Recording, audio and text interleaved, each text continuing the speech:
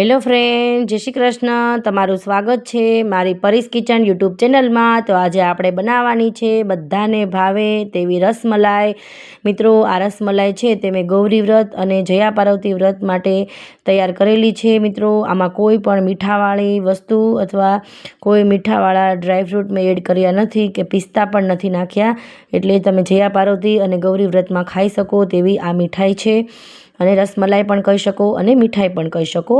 મિત્રો, આ બહુ જ ટેસ્ટી બની છે. મિત્રો, એક વખત જરૂરથી ટ્રાય કરજો. મારો વિડીયો આખો જોશો તો તમને ખબર પડશે. સ્કીપ કરીને જોશો તો તમને કાંઈ ખબર નહીં પડે. આખો વિડીયો જોવો અને લાઇક ને શેર સબસ્ક્રાઈબ કરવાનું નહીં ભૂલતા. મિત્રો, તો આપણે વિડીયાની શરૂઆત કરી દઈએ. એક બાઉલમાં મેં 1 થી 1.5 લીટર જેટલું મેં દૂધ નાખી દીધું છે. તેને ગરમ કરવા મૂકી દઈશું. આપણે તેનામાંથી પનીર કાઢવાનું છે.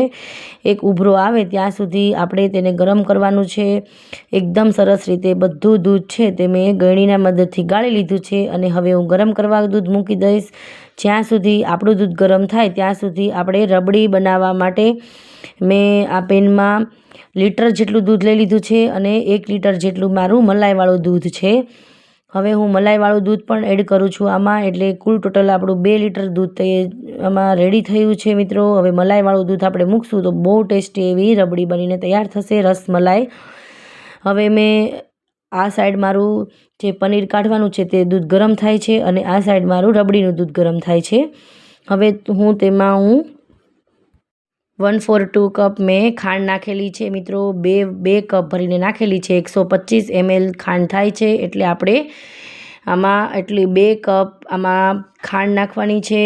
હવે મેં દૂધ ગરમ કરવા મૂકી દીધું છે. ત્યાં સુધી આપણે પનીર કાઢી લેવાનું છે. તે પનીરનો એક ઉભરો આવી જાય ત્યાં સુધી આપણે તેને રહેવા દઈએ. પછી આપણે લીંબુના ફૂલ નાખ્યા છે મેં. તમે વિનેગર અથવા લીંબુ પણ એડ કરી શકો છો, પણ મેં લીંબુના ફૂલનો ઉપયોગ કર્યો છે. એટલે મારું પનીર છે એકદમ સરસ રીતે બનીને તૈયાર થયું છે. મિત્રો, જો આવી રીતે બધું જ પનીર ઉપર આવી ગયું છે અને સરસ રીતે દૂધ ફાટવા લાગ્યું છે અને પનીર પણ બનવા લાગ્યું છે. હવે આને થોડી વાર માટે હું આવી રીતે હલાવીશ એટલે બધું દૂધ છે તે પનીર બની જશે અને તેનું પાણી અલગ થઈ જશે. અને પછી હું તેને 10 થી 12 મિનિટ માટે હું આને ઢાંકીને રાખી દઈશ. થોડી વાર માટે ઢાંકીને રાખી દેવાનું છે. મિત્રો, આપણું પનીર એકદમ સરસ રીતે તૈયાર થઈ ગયું છે. આપણું પનીર હવે આપણે આને ગળી લેવાનું છે એક કોટનના કપડામાં. જો આવું પનીર બનીને તૈયાર થયું છે અને બધું જ પાણી છૂટું પડી ગયું છે, પનીર અને પાણી. હવે હું એક કોટનનું કપડું અને નીચે એક ચાળણી રાખીશ. તેમાં હું બધું પનીર છે તે હું ગળી લઈશ. આવી રીતે બધું ગળી લેવાનું છે. પછી આવી રીતે પોટલી વાળી અને બધું પાણી નિતારી લેવાનું છે. એટલે આપણું બધું પાણી જે છે તે ખાટું પાણી નીકળી જશે. કેમ કે આપણે લીંબુના ફૂલનો ઉપયોગ કર્યો હતો એટલે ખાટું પાણી થઈ ગયું હોય અને પનીર પણ ખાટો ટેસ્ટ આવે. એટલે હવે આપણે ખાટો ટેસ્ટને કાઢવા માટે થોડું મેં ઠંડુ પાણી એડ કર્યું છે અને આવી રીતે પનીરને ધોઈ નાખેલું છે.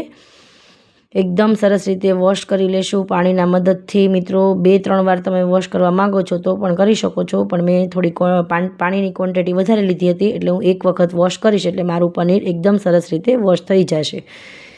હવે મેં બધું પાણીને આવી રીતે નિતારી લીધું છે. મિત્રો, તમે આ પ્રોસેસથી પનીર બનાવશો તો એકદમ સરસ રીતે પનીર બનીને તૈયાર થશે. મેં એક બાઉલમાં પનીર લઈ લીધું છે. એકદમ સરસ રીતે આને મસળી લેવાનું છે આપણે, કેમ કે આપણે આના બોલ બનાવવાના છે અને આને ખાંડની ચાસણીમાં આપણે આને ઉકાળવાના છે. 15 થી 20 મિનિટ માટે ઉકાળીશું. હવે આપણે આને બહુ જ મસળી લેવાનું છે. એકદમ સરસ રીતે મસળવાનું છે. જેમ તમે મસળશો એમ આપણા રસગુલ્લા છે રસમલાઈ માટેના એ બહુ સરસ એવા સોફ્ટ અને સ્પોન્જી બનશે અને બહુ જ મજા આવશે ખાવાની. હવે હું એક પેન લઈ લઉં છું.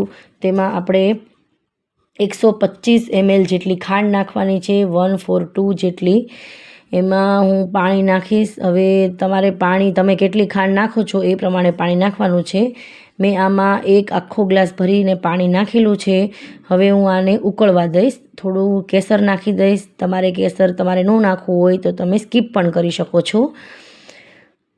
જ્યાં સુધી આપણું ચાસણીનું પાણી ઉકળે ત્યાં સુધી આપણે હજી એક વખત હું પનીરને મસળી લઈશ. એકદમ ચાસણી નથી બનાવવાની, એનું આપણે પાણી જ બનાવવાનું છે, ખાલી ખાંડનું. એકદમ સરસ રીતે ખાંડ મેલ્ટ થઈ જાય ત્યાં સુધી આપણે તેને ઉકાળીશું. હવે હું આવી રીતે બોલ બધા બનાવી લઈશ અને સરસ રીતે આપણું પાણી ઉકળી ગયું છે. હવે હું બધા મારા બોલ બની ગયા છે. હવે હું એક એક કરી અને બધા જ આ ખાંડના પાણીમાં નાખી દઈશ.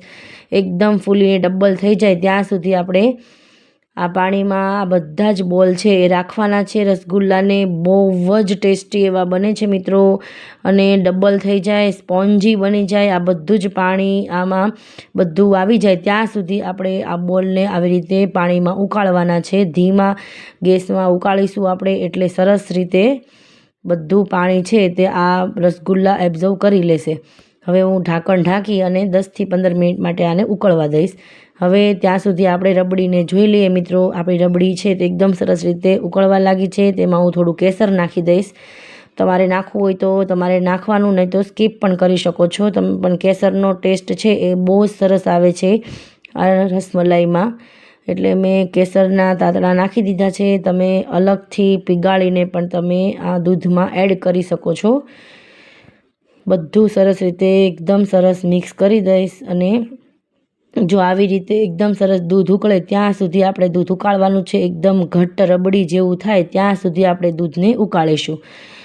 મેં આમાં 125 ml 1/4 કપ જેટલી 2 વખત ખાંડ નાખેલી છે. 2 કપ એકના એક માપથી 2 વખત, એટલે 125 mlની 2 વખત મેં ખાંડ નાખી છે. એટલે રબડી મોળી પણ નહીં થાય અને એકદમ ગળી પણ નહીં થાય. જો આપણા રસગુલ્લા છે એ એકદમ સરસ રીતે રસમલાઈ માટે તૈયાર થવા લાગ્યા છે મિત્રો. કેટલા સરસ ક્વોન્ટિટીમાં પણ થયા છે અને ફૂલીને એકદમ સરસ થઈ ગયા છે. હજી હું થોડી વાર માટે હું એને ઉકળવા દઈશ.